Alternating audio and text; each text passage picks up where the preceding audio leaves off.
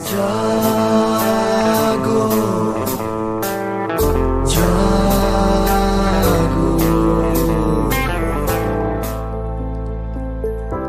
कभी सोचा है अगर कल्पना चावला की माँ कहती, बेटा तू घर पर ही रह, तो क्या वो सितारे छू पाती? अगर मैरी क्यूरी को कहा जाता, तू लड़की है, तू लैब में क्या करेगी, तो क्या वो नोबेल जीत पाती? जब औरत की तकलीफ हो तो ढूंढते हैं ना लेडी डॉक्टर, है ना? मेरे ख्याल से हाँ। नमस्कार दोस्तों, आप सुन रहे हैं गुड़गांव की आवाज और मैं हूँ प्रीति। नमस्कार, और मैं हूँ साक्षी। यूनेस्को नई दिल्ली और यूनेस्को चेयर हैदराबाद विश्वविद्यालय के सहयोग से लेकर आया है रेडियो कार्यक्रम जागो रे सखी, जो लड़कियों को स्टेम यानी साइंस, टेक्नोलॉजी, इंजीनियरिंग और मैथ के क्षेत्र में आगे बढ़ने के लिए प्रेरित करता है। तो ये जागो रे सखी का पहला एपिसोड है। चलिए शुरुआत करते हैं एक नए सफर की, जहाँ हर सखी के सपने होंगे उड़ान भरने के लिए तैयार। तो आप तैयार हैं? हम तो तैयार हैं। तो आज है एपिसोड 1, सपनों को साइंस के पंख दो। बेटी हूँ तो क्या हुआ, हौसले किसी से कम नहीं, सपनों को पंख दो, फिर देखो ये आकाश भी सरहद नहीं। अब हम आपको सुनाने जा रहे हैं एक ऐसी लड़की की कहानी जो इस बात से निराश नहीं हुई कि उसके पास कुछ अच्छे साधन नहीं हैं, बस लगातार कोशिश करती रही। कहानी है अंजलि प्रजापति की, जो बिहार के एक छोटे से गांव से है। कोई फैंसी स्कूल नहीं, कोई महंगी कोचिंग नहीं, लेकिन हिम्मत ऐसी करी कि आज मशीन लर्निंग इंजीनियर है बेंगलोर में। वो पढ़ती रही जब सब कहते थे तू लड़की है, ज्यादा पढ़कर क्या करेगी, बाद में तो चूल्हा चौका ही करना है, या बाद में तो शादी करके किसी के घर जाना ही है। पर उसने बहुत हिम्मत करी और एक अच्छा मुकाम हासिल किया। तो सुनिए अंजलि की कहानी उसी की जुबानी। मेरा नाम अंजलि है। मॉम ने मेरे को पढ़ने के लिए गांव से शहर में भेज दिया था मेरी नानी के पास, और फिर वहां पर मैं क्लास 1 तक पढ़ी। और फिर मतलब मेरे मम्मी पापा गुड़गांव आ गए थे, तो मैंने फिर बाकी की पढ़ाई वहीं पर ही करी। विद्या स्कूल ऐसा था कि जो गरीब बच्चे होते हैं उनको एडमिशन देते थे, और हम जब से गुड़गांव आए थे एक ही कमरे में रहते थे। पहले तो उस कमरे में किचन भी नहीं था, हम 4 लोग रहते थे, नीचे सोते थे, और मतलब उसी कमरे में टीवी चल रहा है, उसी कमरे में सारी चीज हो रही है।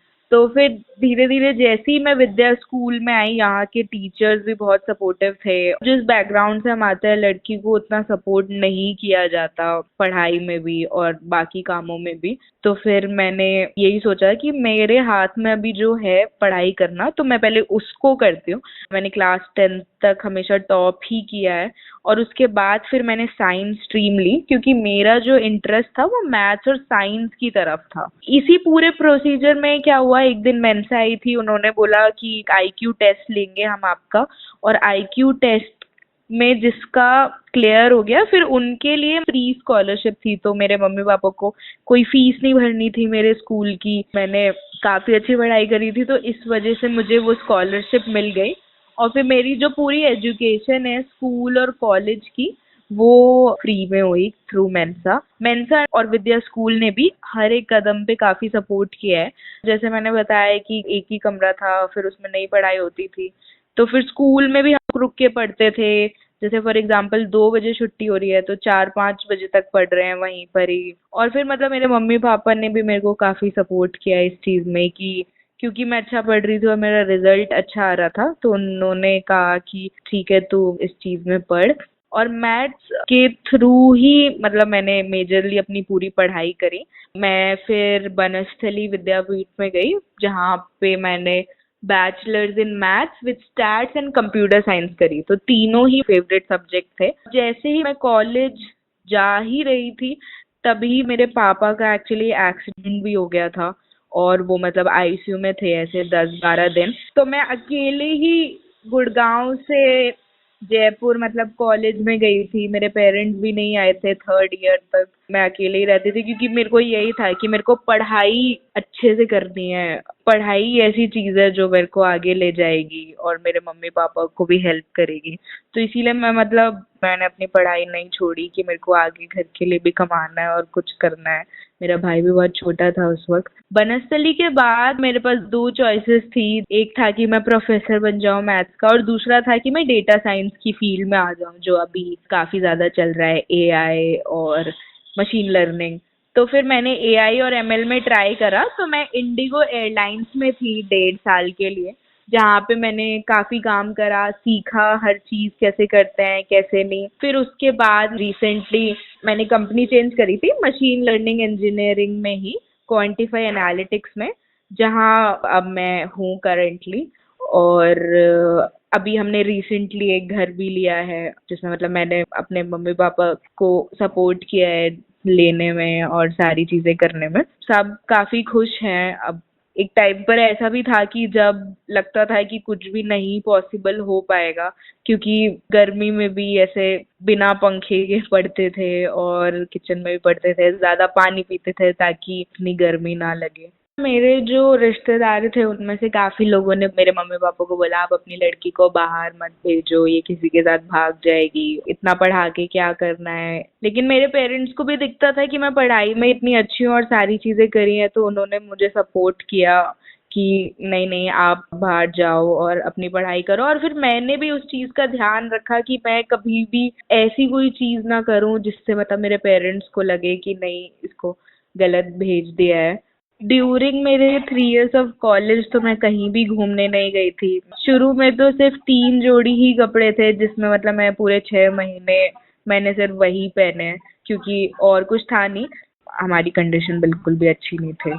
कॉलेज में भी इसीलिए बच्चों को पढ़ाती थी और उससे भी अपना फिर धीरे धीरे खर्चा निकालने लग गई ऑनलाइन ही। मेरे कुछ दुबई के भी ऐसे स्टूडेंट थे, क्योंकि मैं मैथ्स में अच्छी थी, तो फिर उससे भी मिल जाता था थोड़ा सा कि अपना जो थोड़ा बहुत छोटा मोटा खर्चा है वो मैं एटलीस्ट कर सकूँ, कि मेरे पेरेंट्स को परेशानी ना हो कभी उन्हें।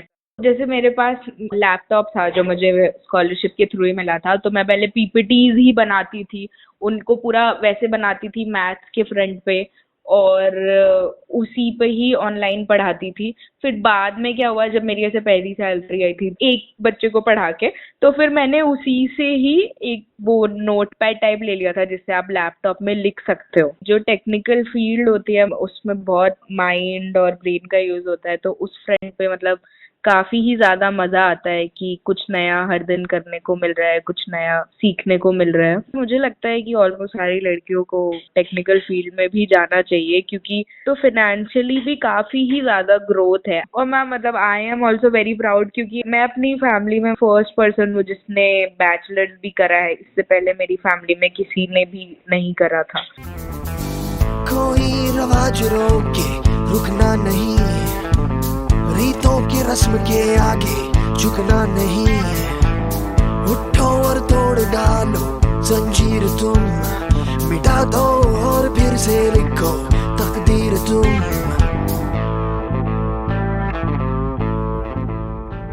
घर में कोई कहे बेटी तू कर सकती है, तो वही आवाज बन जाती है उसकी ढाल।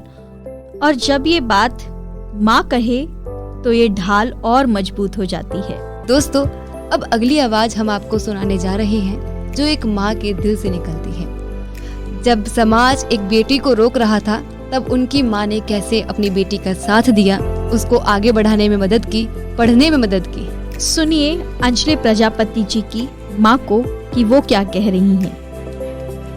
मेरा नाम सोनिया प्रजापति है। मेरी शादी सन 2000 में हुई थी। मेरी एज करीब होगी 18 साल उस टाइम।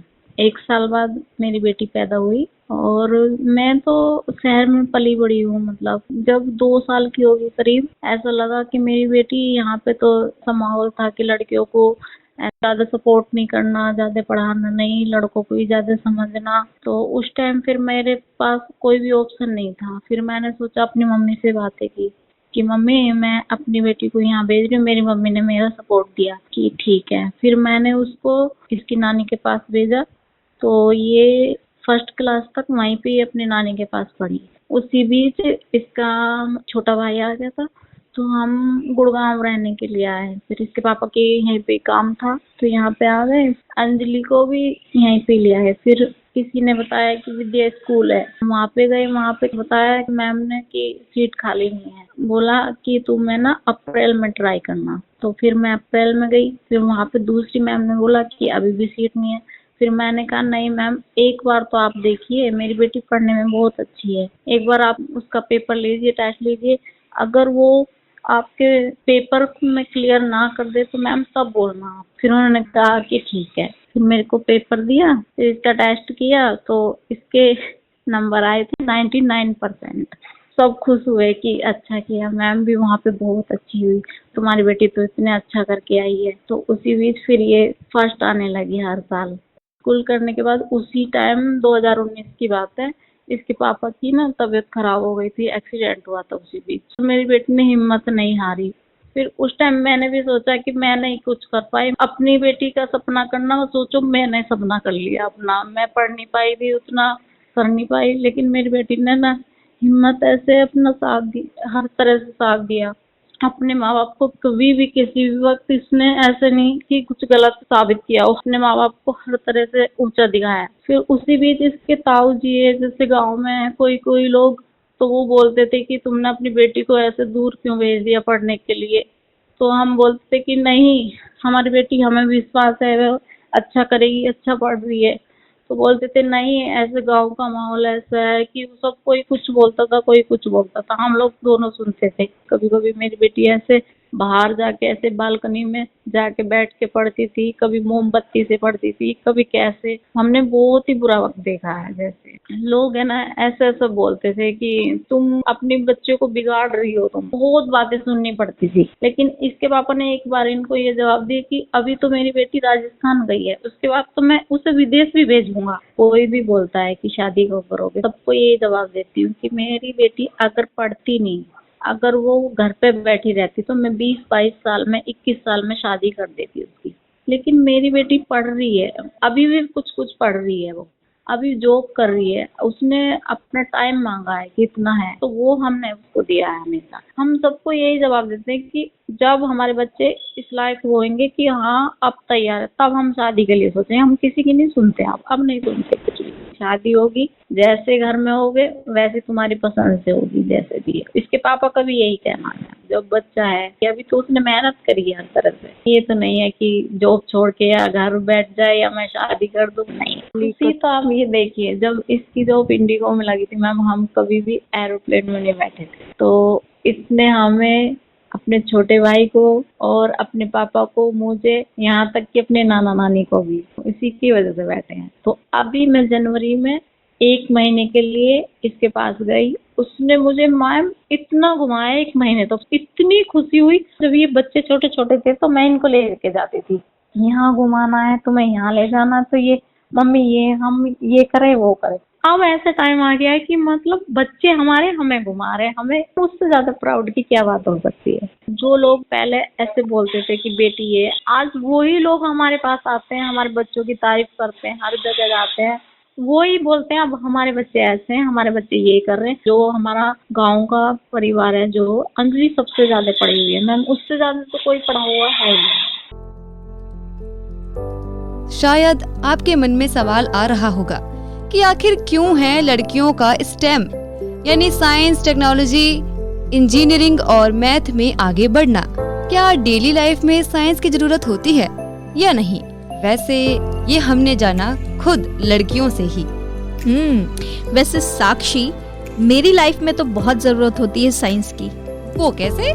मैं फोन यूज करती हूँ। अब देखो, हम दोनों माइक पे बैठ के रिकॉर्ड कर रहे हैं प्रोग्राम, तो आई है ना साइंस इसमें आगे।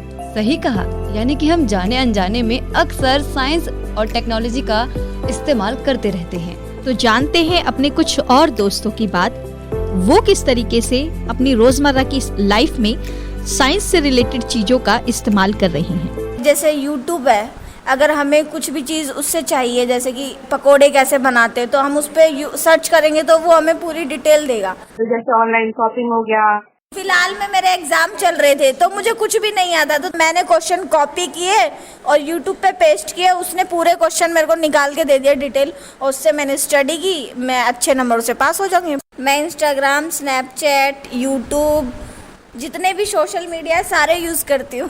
इंग्लिश स्पीकिंग का कोर्स किया था ऑनलाइन, जैसे कि आर्ट एंड क्राफ्ट, मुझे वो बहुत पसंद है, इसलिए मैं इंटरनेट से अधिकतर चीजें देखकर आर्ट के बारे में सीखती हूँ और बनाती भी हूँ। वेल, अब आप समझ गए होंगे कि इस सवाल का सीधा और सही जवाब है हाँ, लड़कियों के लिए साइंस और टेक्नोलॉजी में आगे बढ़ना जरूरी है। अब हमें यह तो पता चल गया है कि लड़कियों के लिए स्टेम में आगे बढ़ना जरूरी है, पर कई बार ऐसा होता है कि हमें पता ही नहीं होता कि पढ़ना क्या है, कहाँ से है, आगे इससे क्या होगा।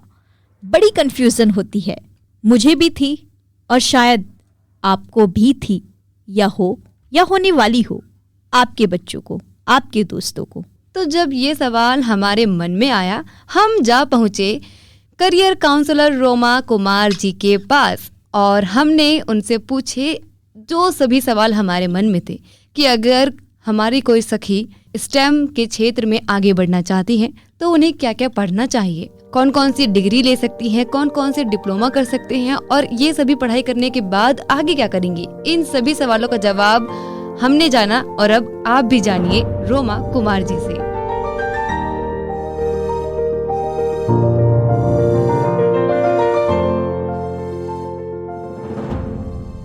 मेरा नाम है रोमा कुमार और मेरा फोकस एडुवर्स नाम से एक वेंचर है जहां पर मैं एजुकेशनल काउंसलिंग करती हूँ। उसमें करियर काउंसलिंग भी आ जाती है। I have more than 38 years of experience with students. STEM means science, technology, engineering and maths. इसका बहुत ज्यादा डिमांड है क्योंकि साइंस का जमाना है और टेक्नोलॉजी का जमाना है, कंप्यूटर का जमाना है, आने वाला टाइम जो है AI का है। तो हम साइंस से शुरू करते हैं। साइंस में physics, chemistry, maths, biology and computer science, ये मेन सब्जेक्ट्स हैं जो 11th 12th में आते हैं। 10th तक अधिकतर साइंस को इकट्ठा ही रखा जाता है। तो जब आप 11th में आते हैं तो ये अलग अलग सब्जेक्ट्स बन जाते हैं। इसमें से अगर आप साइंस के अंडर लेते हैं तो आप चाहे तो BSc MSc वगैरह भी कर सकते हैं। अगर आपने बायोलॉजी लिया है तो आप मेडिकल में जा सकते हैं, डॉक्टर बन सकते हैं। मेरे ख्याल से ये चीजें तो काफी कॉमन हो गई हैं। मैं बात करना चाहूंगी आप डिप्लोमा कोर्स कैसे कर सकते हैं। जैसे डिप्लोमा छोटा कोर्स है लेकिन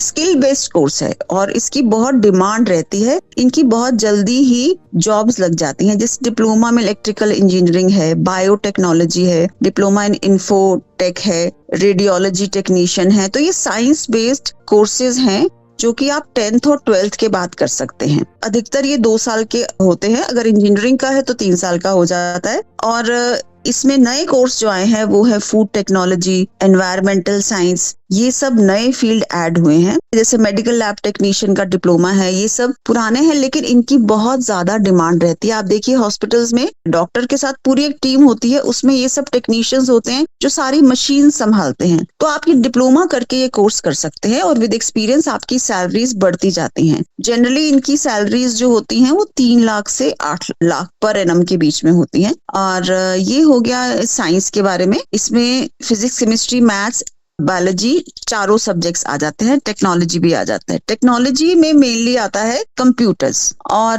कंप्यूटर्स के अंदर जितने भी टेक्नोलॉजी से रिलेटेड, आपको पता है टेक्नोलॉजी में आजकल मशीन लर्निंग और आर्टिफिशियल इंटेलिजेंस का बहुत ज्यादा इस्तेमाल होता है। ऑटोमोबाइल्स ऐसे आने लग गए हैं जो कि खुद चलेंगे। तो इन सब के लिए टेक्नोलॉजी की बहुत ज्यादा जरूरत है। डिजिटल फोटोग्राफी और मल्टीमीडिया, स्क्रीन पर जो भी बनता है, आप कैसे प्रेजेंटेशंस बना सकते हैं, इन सब के डिप्लोमास होते हैं। इसके लिए अगर आप किसी इंस्टीट्यूट में जाते हैं तो आप इंस्टीट्यूट से कर सकते हैं, अदरवाइज ऑनलाइन भी बहुत सारे ऐसे प्लेटफॉर्म्स हैं जहां पर आप सेल्फ पेस्ड ऐसे कोर्सेज कर सकते हैं। और इंजीनियरिंग में भी डिप्लोमास होते हैं, उसमें कुछ बहुत ज्यादा नया जो है वो सिर्फ यही है, जैसे बायोमेडिकल इंजीनियरिंग। आजकल बाकी सब इंजीनियरिंग सबको पता है, biomedical engineering, medical engineering, biotechnology engineering, ये जिसमें कि अब बायो भी साथ में जुड़ गई है, वो सब थोड़ा सा नया है। मैथ्स जो है वो अपने आप में एक बहुत अच्छा सब्जेक्ट है। इसमें जो नए कोर्सेज हैं वो हैं सब डाटा से रिलेटेड। अगर आप कहीं पर भी डिप्लोमा कर रहे हैं तो आप डिप्लोमा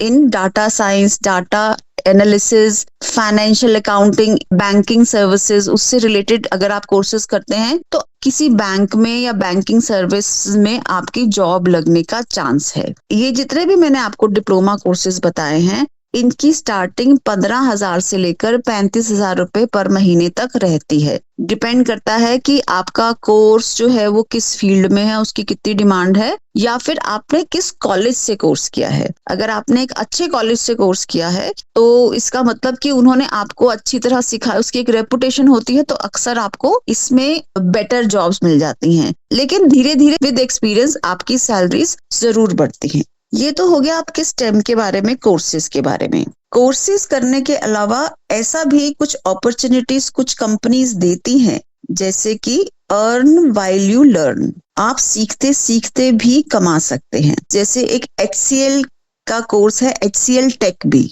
इसमें क्या होता है, अगर आपके सिर्फ मैथ्स में 60% मार्क्स हैं, उनका एक सिलेक्शन प्रोसेस करने के बाद वो आपको 12th के बाद ही जॉब दे देते हैं, और जॉब देकर साथ साथ आपको पढ़ाते भी रहते हैं। आप उनके यहाँ नौकरी कर रहे हैं और आपको सैलरी मिल रही है, और साथ साथ आप सीख रहे हैं, और लास्ट में वो आपको एक इंजीनियरिंग का एक डिप्लोमा दे देते हैं कंप्यूटर साइंस से रिलेटेड। स्टेम में जब आप पढ़ चुके हैं, आपने डिप्लोमा ले लिया या डिग्री ले ली, उसके बाद अगर आप कोई जॉब चाहते हैं तो आपको प्राइवेट सेक्टर और गवर्नमेंट सेक्टर दोनों में ही बहुत सारी जॉब्स हैं। गवर्नमेंट जॉब्स कैसी हैं, जैसे एक इंडियन फॉरेस्ट सर्विस है। फॉरेस्ट सर्विस में सिर्फ साइंस स्टूडेंट्स अप्लाई कर सकते हैं। जैसे IAS IPS है, ऐसे ही एक इंडियन इंजीनियरिंग सर्विसेज है, जहां पर सिर्फ इंजीनियर्स जिन्होंने इंजीनियरिंग कर रखा है वो अप्लाई कर सकते हैं। तो अगर आपने कहीं से बहुत अच्छे कॉलेज से नहीं भी इंजीनियरिंग किया, आपको प्राइवेट सेक्टर में नहीं जाना, तो आप IES में जा सकते हैं। इसके अलावा नेवी में और एयरफोर्स में PCM साइंस के ही बच्चों को लेते हैं, मैथमेटिक्स वाले, NDA के थ्रू आप जा सकते हैं। इसके अलावा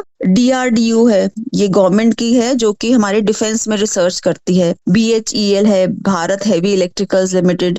CSIR लैब्स हैं ये, और ISRO Indian space research organisation, ये सारी गवर्नमेंट जॉब्स हैं। इसमें सारे साइंस स्टूडेंट्स जा सकते हैं, और इसमें मोस्टली PCM वालों के लिए ज्यादा जॉब्स होती हैं, क्योंकि ये स्पेस शटल्स वगैरह बनाते हैं, तो इसमें मशीन ज्यादा होती हैं सब में, तो इंजीनियरिंग लेवल की जॉब्स इसमें ज्यादा हैं। जो बायोलॉजी वाले बच्चे हैं, हॉस्पिटल्स वगैरह सभी में जो नॉर्मल क्लिनिक्स होती हैं, वहां पर सभी जगह बहुत सारी जॉब्स हैं। और बायोटेक्नोलॉजी वगैरह जो नए सब्जेक्ट्स हैं, AI है, इनके लिए रिसर्च में बहुत ज्यादा जॉब्स हैं। रिसर्च में प्राइवेट कंपनीज भी होती हैं और गवर्नमेंट कंपनीज भी होती हैं। अब प्राइवेट सेक्टर में जैसे इन्फोसिस है, TCS है, विप्रो है, ये बड़ी बड़ी कंपनीज हैं जो कि इन सब केसेस में अच्छी जॉब्स देती हैं। तो गवर्नमेंट जॉब के लिए आपको अक्सर टेस्ट पास करना होता है, लेकिन प्राइवेट कंपनी के लिए आपको टेस्ट पास नहीं करना होता। ये तो हो गए हाई एंड जॉब्स के लिए। इसके अलावा गवर्नमेंट जॉब में अगर आप जाना चाहते हैं तो आप SSC के थ्रू भी जा सकते हैं,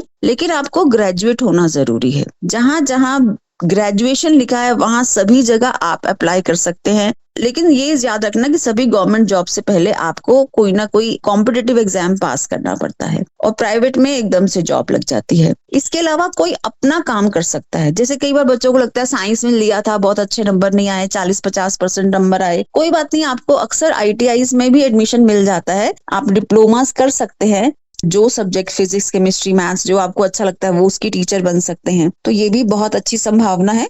इसके लिए NCERT कोर्स कराती है इंटीग्रेटेड BSc B.Ed, तो आप 4 साल में BSc और B.Ed दोनों कर लेते हैं। अब मैं कुछ जॉब अपॉर्चुनिटीज की बात करती हूँ। ऐसे बहुत सी इंजीनियर गर्ल्स मैंने देखी हैं जो बाद में नौकरी नहीं कर पाती हैं, बिकॉज इंजीनियरिंग स्पेशली या रिसर्च वो थोड़ा सा इस तरह का है कि जहाँ पे लगता है फिजिकल लेबर ज्यादा है या दूर जाना पड़ता है, जो फैक्ट्रीज होती हैं वो शहर से दूर होती हैं, इस वजह से वो लोग ज्यादातर जॉब नहीं कर पाती। जाती भी हैं तो अक्सर शादी के बाद उनकी ये काम छूट जाता है, तो इसलिए भी लड़कियां इस फील्ड में थोड़ी सी कम हैं, इंजीनियरिंग फील्ड में स्पेशली। पर मैं आपको बताना चाहूंगी कि बहुत सी रिमोट जॉब अपॉर्चुनिटीज हैं। आपने देखा है कोविड के बाद हम लोगों ने वर्क फ्रॉम होम काफी शुरू कर दिया है। बहुत से लेडीज जो हैं वो वर्क फ्रॉम होम ले लेते हैं, जैसे आफ्टर मैरिज है, बच्चा है होना है, या डिलीवरी है, या बच्चा छोटा है, तो वर्क फ्रॉम होम, या अगर वो मान लीजिए नौकरी जाके करना ही नहीं चाहती तो वो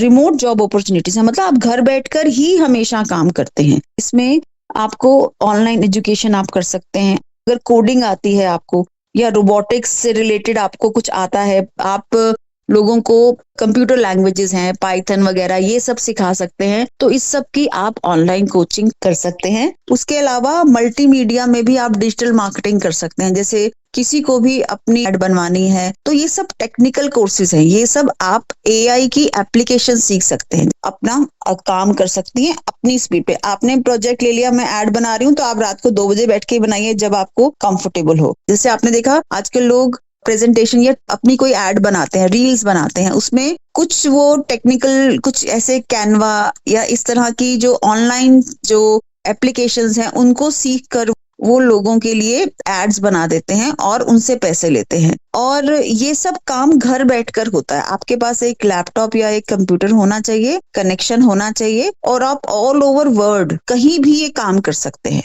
ये सारा टेक्नोलॉजी से रिलेटेड वर्क है, बहुत ज्यादा इसकी डिमांड है। एआई की एप्लीकेशंस बहुत सारी होती हैं जिनको हम सीख सकते हैं। तो अगर ऐसे छोटे कोर्सेज हैं तो लड़कियां वो कर भी इस फील्ड में बहुत अच्छा जा सकती हैं। इसके अलावा डाइटिशियन की आजकल बहुत इंपॉर्टेंस हो रही है। लोग डाइट के बारे में जानना चाहते हैं। अगर आपने बायोलॉजी में किया है, उसके बाद आप बीएससी होम साइंस कर लेते हैं या BSc in food and nutrition में कर लेते हैं, तो आप एक डाइटिशियन बन सकते हैं। डाइटिशियन मतलब जो कि पेशेंट को हॉस्पिटल्स में बताते हैं कि आपको ये डाइट है, इतना प्रोटीन, इतना कैसे बनाना है, वो डाइट हॉस्पिटल्स देते हैं पेशेंट्स को। तो वो डाइटिशियन उनको रिकमेंड करता है और बताता है कि इसको ऐसी डाइट दी जानी चाहिए। डायबिटिक है तो इनको ऐसी डाइट देनी है, ये भी एक्सीडेंट के पेशेंट है तो इनको ऐसी डाइट देनी है, वो बताते हैं। उन लोगों की बहुत अच्छी जॉब होती है और हॉस्पिटल्स में लगती है। अगर आप चाहें तो इसकी प्राइवेट प्रैक्टिस भी कर सकते हैं। इसके अलावा जो हेल्थ जिम वगैरह होते हैं, वहां भी डाइटिशियन की बहुत डिमांड है। तो इस तरह से आज की डेट में अगर कोई लड़की जानकारी के अभाव में स्टेम में रह जाती है तो वो बहुत अफसोस की बात है। अगर आप ब्राइट हैं तो आपके लिए बहुत रास्ते हैं, और अगर आप बहुत ज्यादा नहीं पढ़ना चाहते, स्टेम में कम पढ़ना चाहते हैं, तो भी आपके लिए बहुत रास्ते हैं, कमाई के बहुत रास्ते हैं। अगर आप मुझसे कुछ और जानकारी लेना चाहते हैं तो मेरा नंबर है 9868308309 9868308309। इस नंबर पे आप व्हाट्सएप चैट के थ्रू मुझसे बात कर सकते हैं। उसके अलावा focuseduvers.in ये मेरी वेबसाइट है, FOCUS फोकस और एडवर्स EDUVERS। जैसे एक यूनिवर्स होता है ना, ऐसी मैंने एजुकेशन का एक एडवर्स बनाया। तो focuseduvers.in पे मेरे बारे में सारी जानकारी आपको मिल जाएगी, और इस नंबर पे वो बच्चा मुझे कॉल करके पूछ सकता है, क्योंकि स्पेसिफिक केस में फिर हम ज्यादा क्लियर जानकारी दे पाएंगे। I'll be very happy to help you. Thank you. Roma जी ने कितनी सारी फील्ड्स हमें बताई। कंफ्यूजन थोड़ी तो कम हो गई है ना? मेरी तो हो गई है। और अंजलि कर सकती है, सुनीता विलियम कर सकती है, कल्पना चावला कर सकती है, और ढेर सारे फीमेल डॉक्टर्स जो हमारे आसपास हैं, लेडी डॉक्टर्स, वो कर सकती हैं। और विज्ञान के क्षेत्र में मैथ्स में जो टीचर्स हैं वो कर सकते हैं, साइंस के जो बाकी टीचर्स हैं वो कर सकते हैं। तो हम भी लैब में हो सकते हैं, हम भी कोडिंग कर सकते हैं, हम भी data scientist, engineer, cyber expert बन सकते हैं, हम भी रिसर्च फील्ड में जा सकते हैं, हम भी आकाश छू सकते हैं, और हम भी चांद पे जा सकते हैं। तो दोस्तों, रोमा जी की आपको ये बात अच्छी लगी तो फीडबैक देकर जरूर बताइएगा। गुड़गांव की आवाज के व्हाट्सएप का नंबर है 9958941408 यानी 9958941408। आप सुन रहे हैं गुड़गांव की आवाज रेडियो 107.8 FM पर जागो रे सखी खास कार्यक्रम, और आज हम इस रेडियो प्रोग्राम का पहला एपिसोड सपनों को दो साइंस के पंख लेकर आए हुए हैं। सपनों की ये दीवारें अब बंद नहीं रहेंगी, समाज की कांच सी ये छतें अब टूटेंगी, राहें खुलेंगी। वो जो कहते थे पढ़ना तेरा काम नहीं, कि वो जो कहते थे पढ़ना तेरा काम नहीं, उन्हें अपनी कामयाबी से अब जवाब देंगी वो लड़कियां जो कभी चुप रहती थी। अगर आप ये शो सुन रहे हैं और आपके अंदर कहीं एक सपना पल रहा है तो उसे मारिए मत, उसे उड़ान दीजिए। अंजलि जैसी हजारों लड़कियां हैं जिनके सपने पंख मांगते हैं, और ये प्रोग्राम वही पंख बनने आया है, आपके पंख। तो सखियों, आज का सफर यही समाप्त होता है। इस विशेष कार्यक्रम जागो रे सखी को आप तक पहुंचाने के लिए हम दिल से धन्यवाद करते हैं यूनेस्को नई दिल्ली, यूनेस्को चेयर हैदराबाद विश्वविद्यालय को। हम गुड़गांव की आवाज है और ये आवाज हर उस लड़की के लिए है जो कहती है मैं भी कर सकती हूँ। अगली कड़ी में हम फिर मिलेंगे एक नई कहानी के साथ। तब तक के लिए सुनते रहिए गुड़गांव की आवाज 107.8 FM। आपको ये कार्यक्रम कैसा लगा आप हमें व्हाट्सएप कर सकते हैं, फीडबैक दे सकते हैं। व्हाट्सएप करने के लिए हमारा व्हाट्सएप नंबर है 9958941408 यानी 9958941408। नमस्कार। फिलहाल के लिए हम चलते हैं, लेकिन आप कहीं मत जाइए और सुनते रहिए गुड़गांव की आवाज, आपकी आवाज, आपका रेडियो। कोई रवाज रोके रुकना नहीं, रीतों की रस्म के आगे झुकना नहीं। उठो और तोड़ डालो जंजीर तुम, मिटा दो और फिर से लिखो तकदीर तुम।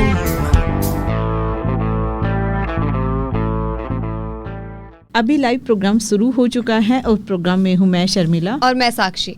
तो जुड़िए हमारे साथ इस लाइव कार्यक्रम में जागो रे सखी के। समय है 11:11। दिन है आज बुधवार का, तारीख है 18 जून 2025। और क्या आपने स्टेम यानी STEM science, technology, engineering, mathematics ये शब्द पहले भी कभी सुना था? इस शब्द से आप क्या समझते हैं ये ज़रूर बताइएगा हमारे साथ अभी इस प्रोग्राम में जुड़कर।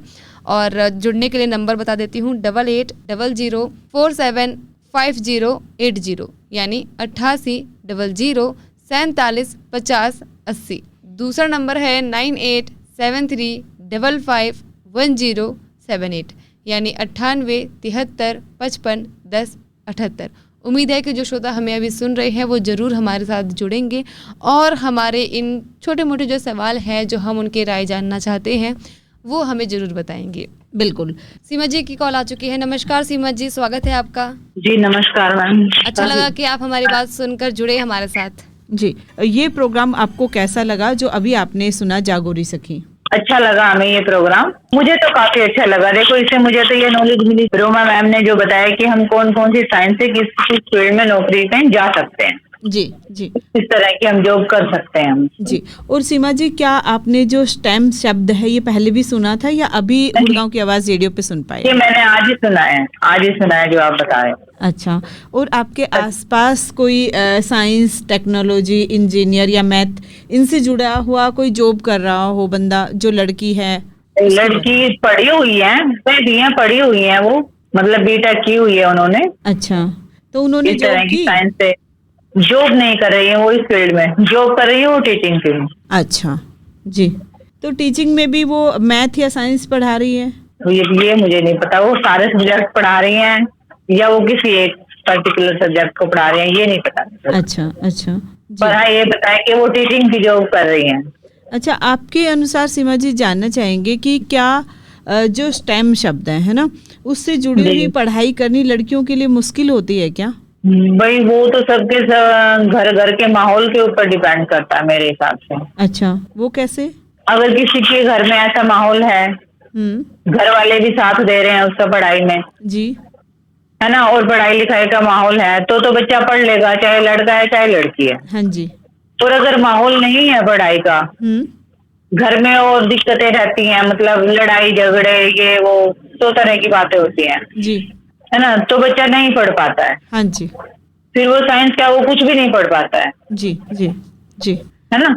बहुत ही अच्छे से बताया सीमा जी आपने। जी, मेरा तो ये मानना है मैम। इस प्रोग्राम को सुनकर क्या आपके किसी सोच में बदलाव आया? जैसे कि हम अक्सर सोचते हैं कि स्टेम की जो पढ़ाई है, साइंस, टेक्नोलॉजी, इंजीनियरिंग, मैथमेटिक्स की जो पढ़ाई है वो बहुत महंगी होती है, बहुत टाइम तक चलने वाली होती है, तो क्या इस सोच में आपका कुछ बदलाव आया, कुछ फर्क आया या कोई और सोच में कोई सीमा जी, हमारा पूछने का मकसद है कि जैसे साइंस, टेक्नोलॉजी, इंजीनियर और मैथ ये जो सब्जेक्ट हैं, इनको पढ़ने में क्या बहुत ज्यादा पैसा खर्च होता है या बहुत मुश्किल होता है लड़कियों के लिए, या परिवार को पढ़ाना बहुत मुश्किल होता है लड़कियों के लिए? अगर प्राइवेट कर रहे हैं हम तो मुश्किल होता है जी, प्राइवेट कॉलेज से पढ़ रहे हैं। अगर हम सरकारी कॉलेज से पढ़ रहे हैं जी, बच्चा इंटेलिजेंट है, सरकारी कॉलेज में नंबर आ जाए उसका जी, तो मुझे लगता है कि वो इतना महंगा नहीं पड़ता। अच्छा, क्योंकि सरकारी कॉलेज में साल भर की फीस बहुत कम है। जी जी, और प्राइवेट कॉलेजों में तो भाई कितनी भी हो सकती है। बिल्कुल। Thank you Seema ji, feedback देने के लिए बहुत बहुत धन्यवाद जी। थैंक यू जी। और हमारे साथ कैलाश जी जुड़े हैं। हेलो। हाँ जी, नमस्ते मैम। जी नमस्ते कैलाश जी, कैसे हैं आप? जी मैम, बहुत बढ़िया हूँ और मैंने आपका पूरा कार्यक्रम सुना जी, बहुत अच्छा लगा। जी, क्या अच्छा लगा सर? और मेरे को ये अच्छा लगा जी, जो अंजलि प्रजापति की जो आपने कहानी सुनाई, उनके रिश्तेदारों ने बोला कि आप लड़की को बाहर मत भेजो, लेकिन उन्होंने सब कुछ जो है इग्नोर करके सबकी बात, और अंजलि प्रजापति ने बहुत मेहनत की, अपना हौसला बुलंद रखा और अपनी पूरी पढ़ाई की, और आज वो बेंगलोर में इंजीनियर की करती है। ये बात मुझे बहुत अच्छी लगी। तो इससे आपकी सोच में क्या बदलाव आया? हमारी सोच में ये बदलाव आया कि लड़की को अपनी स्वेच्छा अनुसार जहाँ वो पढ़ना चाहिए बाहर, वहाँ भेज देना चाहिए। जी जी। और कैलाश जी, क्या जो स्टेम शब्द है ये आपने पहले कभी सुना था? नहीं, ये सुना नहीं था। अच्छा अच्छा। और अभी सुन के आप क्या समझ पाए कि क्या होता है ये स्टेम शब्द? ये होता है जी कि आप जो है अपनी रुचि के अनुसार कोई भी सब्जेक्ट जो है, चाहे ऑनलाइन पढ़ो चाहे वैसे रेगुलर पढ़ो, और अपनी स्वेच्छा के अनुसार कोई भी सब्जेक्ट लेकर के किसी भी फील्ड में आप जाना चाहिए। जैसे कि अभी रोमा जी ने बताया, बैंक वगैरह में या इंजीनियरिंग में या किसी भी क्षेत्र में आप जाना चाहो तो आप जा सकते हैं। जी। तो जैसे प्रोग्राम में कई लड़कियों ने बोला था कि स्टेम उनकी रोजमर्रा की जिंदगी से जुड़ा हुआ है, क्या आपको भी ऐसा लगता है? जैसे कि क्या आप टेक्नोलॉजी का इस्तेमाल अपने डेली यूज में करते हैं? क्या आप किसी सोशल मीडिया का प्रयोग करते हैं, यूट्यूब का? हाँ, बिल्कुल करते हैं जी, डेली करते हैं सोशल मीडिया, और अपने मोबाइल पे तो हर चीज का हम इस्तेमाल कर ही रहे हैं। जी। तो आपके अनुसार लड़कियों को स्टेम में आना क्यों जरूरी है? इसलिए जरूरी है जी कि आगे जो है लोगों को भी जो है रास्ता दिखे कि जैसे इन लड़कियों ने किया वैसे हमारी लड़की भी करें और हम भी करें। जी जी Kailash ji, thank you Kailash ji, programme में जुड़ने के लिए और अपने विचार साझा करने के लिए बहुत बहुत धन्यवाद जी। जी धन्यवाद मैम। नमस्कार। तो 11:19 हो चुके हैं। आज है 18 जून 2025। ये लाइव प्रोग्राम चल रहे हैं और दोस्तों जागोरी सखी प्रोग्राम अभी आपने सुना। ये एक नया प्रोग्राम जो आज से ही शुरू किया है और काफ़ी सारे दोस्तों के पास जाके हमने ग्रुप डिस्कशन भी किया है। उनका भी धन्यवाद करना चाहेंगे जिन्होंने हमारा सहयोग किया। और अभी ये प्रोग्राम सुनकर आपको कैसा लगा? क्या आपकी सोच में कुछ बदलाव आया हो? कुछ फीडबैक देना चाहते हैं इस प्रोग्राम के बारे में तो ज़रूर कॉल कीजिएगा और हमारे साथ इस प्रोग्राम में अपने विचार साझा जरूर कीजिएगा। जी, तो आपको बता दें कि गुड़गांव की आवाज़ रेडियो 107.8 FM पर जागोरे सखी ये खास कार्यक्रम हम लेकर आए हैं यूनेस्को दिल्ली और हैदराबाद विश्वविद्यालय के UNESCO chair on community media के सहयोग से। तो आप भी ज़रूर जुड़िए इस प्रोग्राम में। अपनी राय साझा करने के लिए नंबर रहेगा 8800475080 यानी 8800475080। दूसरा नंबर है 9873551078 यानी 9873551078। दिन है आज बुधवार का, तारीख है 18 जून 2025 और 11:20 हो चुके हैं। आप ज़रूर जुड़िए और बताइए कि आपको कैसा लगा ये प्रोग्राम।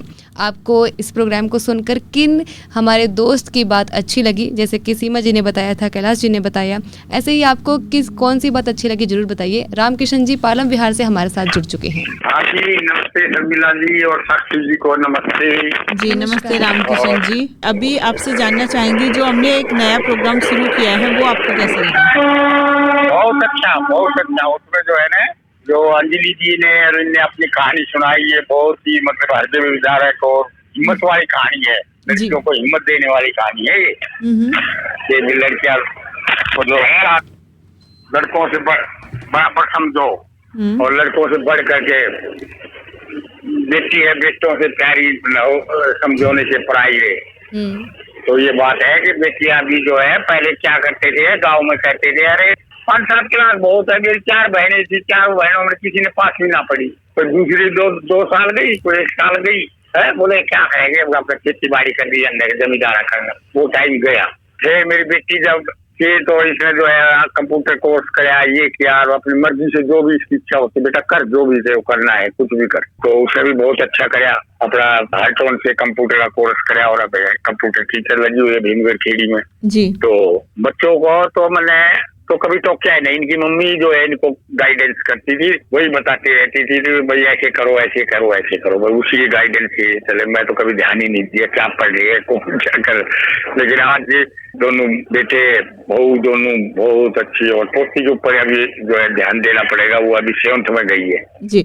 अभी यहाँ पे पूछना चाहेंगे रामकिशन जी कि आपके घर में जो बहू है वो क्या काम करती है? बहू मेरी एक आर्किटेक्ट है, छोटी वाली विजय प्रताप की जी मिसी, और एक ज्योति है वो अपने इसमें गवर्नमेंट स्कूल में टीचर है। तो किस चीज की टीचर है, कौन से सब्जेक्ट की? 5th क्लास तक के हैं वहाँ पर तो। अच्छा अच्छा जी हाँ तो सभी सब्जेक्ट पढ़ाने पड़ते हैं।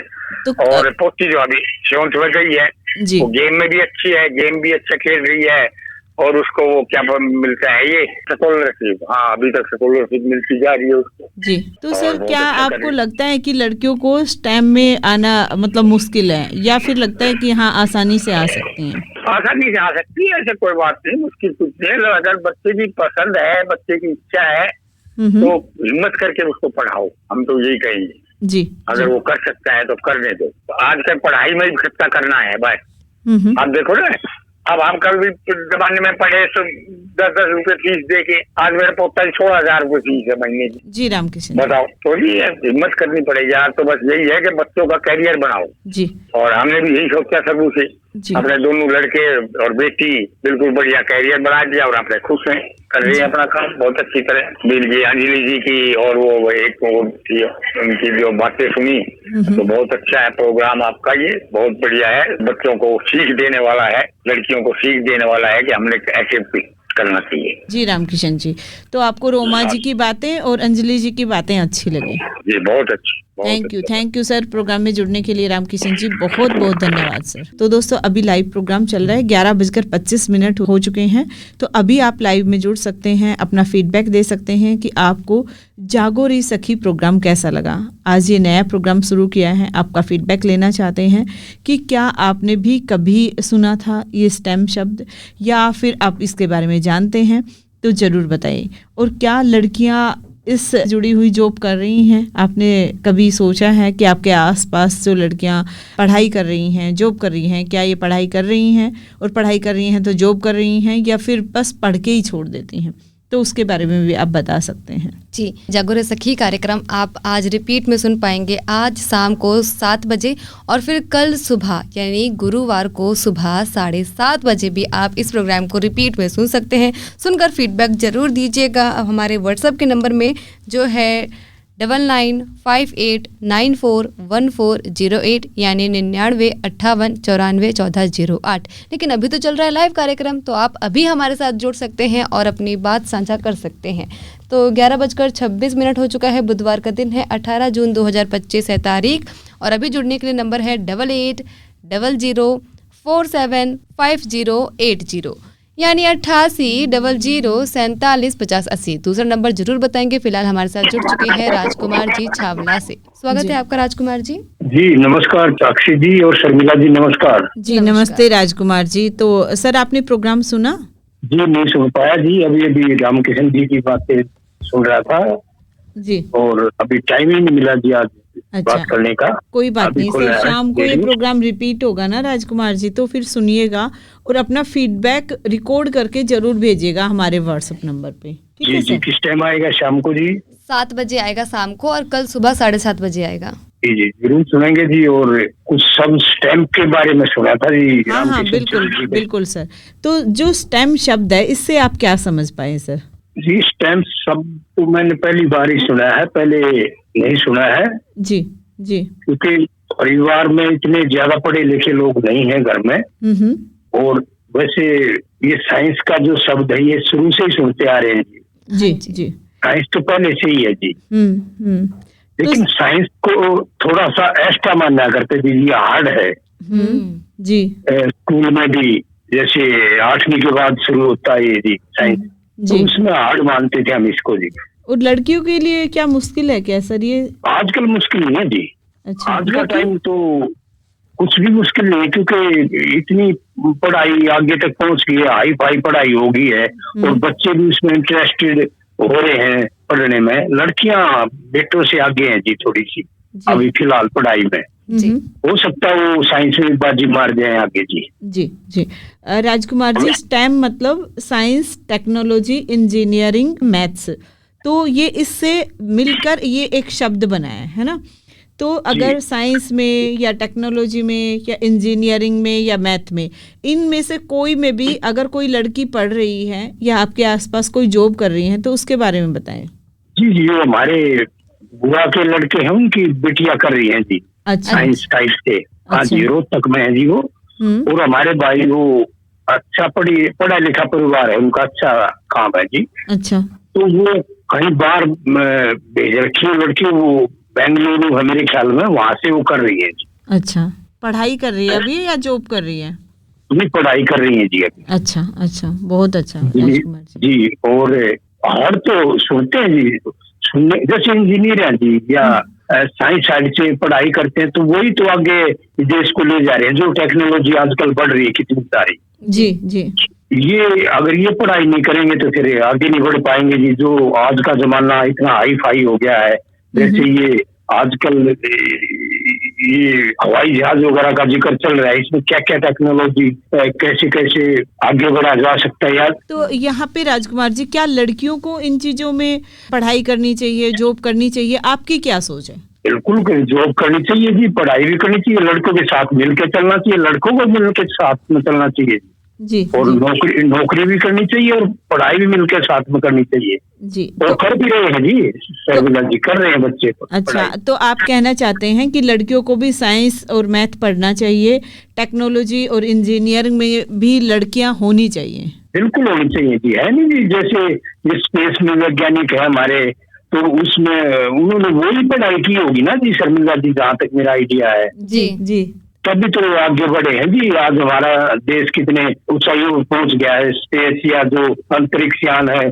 उसको चंद्र पर वहां भेजते हैं ऊपर जी, तो उसमें नंबर 1 पे बोला जाता है हमारे देश को भी आजकल। ये पढ़ाई की है तभी तो आगे बढ़े होंगे जी। जी जी जी, तो ये महिलाओं की जो पढ़ाई है वो काम आ रही है। काम आ रही है जी। उसमें कई वैज्ञानिक लेडीज थी जो टीवी पर दिखाया था पिछली बार, तो उनको सम्मानित भी किया प्रधानमंत्री जी, हमारी सरकार ने भी जी। तो बहुत गर्व की बात है जी। हमारी बेटियां, जैसे रिजल्ट आता पढ़ाई में तो 2-4% हमारी बेटियों का ही आगे आता है वो परसेंटेज भी। जी जी, बहुत बढ़िया। पढ़ रही हैं, ध्यान से पढ़ रही हैं और आगे बढ़ने की कोशिश कर रही हैं। बहुत ही अच्छे से फीडबैक दिया आपने Rajkumar ji, thank you programme में जुड़ने के लिए, बहुत बहुत धन्यवाद। और शाम को प्रोग्राम 7 बजे जरूर सुनिएगा, कल सुबह भी 7:30 बजे आएगा, तो तब भी आप सुन सकते हैं और फीडबैक जरूर दीजिएगा, है ना, कि ये प्रोग्राम आपको कैसा लगा। जी बिल्कुल, बहुत अच्छा प्रोग्राम है जी शर्मिला जी, आपने नया शुरू किया है और इसको शुभकामनाएं जी। लोग, हमारे बच्चे, हमारे जो इंजीनियर बनना चाहते हैं या जो आपने जो शब्द यूज किया, इसमें आगे बढ़ेंगे जी। जी, थैंक यू राजकुमार जी। तो दोस्तों, अभी आप सुन रहे थे जागोरी सखी प्रोग्राम का लाइव भाग। अगर आपको कोई फीडबैक देना है ये प्रोग्राम सुन के या नहीं सुन पाए हैं तो शाम को 7 बजे ये प्रोग्राम रिपीट में आएगा। उस टाइम पे आप बातें नहीं कर पाएंगे, लेकिन हाँ, प्रोग्राम को ध्यान से सुनिएगा और उसका फीडबैक हमारे व्हाट्सएप नंबर पे दीजिएगा। और कल सुबह भी 7:30 बजे प्रोग्राम आएगा, तो अगर शाम को ना सुन पाए तो कोई बात नहीं, वैसे कोशिश करना, फ़ोन है ना आपके पास, उसमें टाइमिंग भर लीजिए शाम को 7 बजे का और प्रोग्राम सुनिएगा। और फिर भी कोई काम निकल आया, कोई शब्द छूट गया, तो कल सुबह 7:30 बजे फिर से रिपीट होगा, तो जब सुनिएगा। और अपना फीडबैक देने के लिए नंबर नोट कर लीजिएगा। नंबर होगा गुड़गांव की आवाज़ रेडियो का 9958941408, यानी कि 9958941408 जी। तो यह जागरूक सखी कार्यक्रम गुड़गांव की आवाज़ रेडियो लेकर आया था यूनेस्को दिल्ली और यूनेस्को हैदराबाद विश्वविद्यालय चेयर ऑन कम्युनिटी मीडिया के सहयोग से। फिलहाल के लिए मैं साक्षी और मैं शर्मिला, हम चलते हैं भाई, हम जा रहे हैं, लेकिन आप कहीं मत जाइए, सुनते रहिए गुड़गांव की आवाज़ 107.8 FM, आपकी आवाज़, आपका रेडियो। नमस्कार।